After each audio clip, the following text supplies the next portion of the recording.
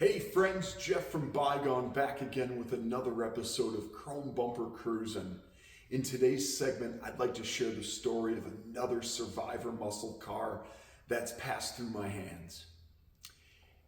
Back in 1972, after a 2-year hiatus, Oldsmobile was back with a very special edition 442 dubbed the Hurst Olds. What made the 72 Hurst Olds so special is that it was available with a bunch of different options, and in addition, it also served as the Indy pace car for that year. In 2015, I stumbled upon a 46,000 mile Hurst Olds. It was loaded with options, including the super rare factory alarm that you could get on the Hurst Olds edition only. And it also was a factory air car and had cruise control as well. The car was originally purchased by a scuba company in Indiana, and it saw daily use for about the first year or so.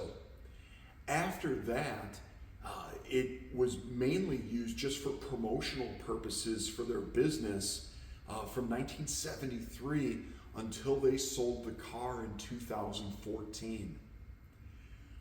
Another thing that made this car so special was the amount of paperwork it had. Included with the sale to me was a stack of registration paperwork dating back to when the car was new. What helps verify low mileage on older muscle cars are things like the registration receipts, because each year it showed the miles. And so I could see the seasons where the car maybe didn't get out at all. And then the years where maybe 1,000 miles was put on it, and you could see that the owners were out cruising with it a little bit more.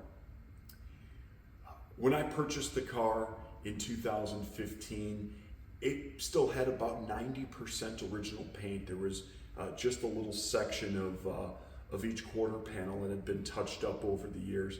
But all the original Hurst Olds graphics, including that super cool reflective striping that was put on the hood and deck lid, was still present. The condition of this 72 Hurst Olds was absolutely gorgeous. Although it was a Midwestern car from Indiana, it had almost no rust. I mean, just a couple little bubbles and a couple spots, but that was it. The car was always stored indoors, and I was told that it was stored in a heated facility, which again speaks to its incredible condition. The white paint was still super glossy. Again, those reflective stripes that Hurst added to the cars was extra cool too. And the interior on this car was beautiful as well.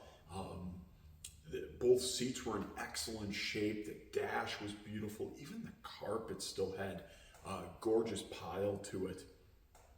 Now, the story of the Hurst Olds is legendary and lives on today, as they are some of the most collectible muscle cars out there. All the Hurst Olds cars had the Ram Air OAI hood on them, and they came in 3 different configurations.